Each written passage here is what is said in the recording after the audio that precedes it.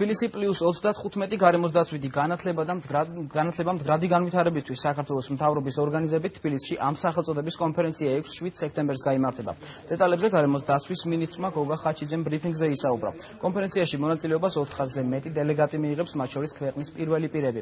პროექტი იუნესკოს და გაეროს გარემოს დაცვის პროგრამის პარტნიორობით ხორციელდება.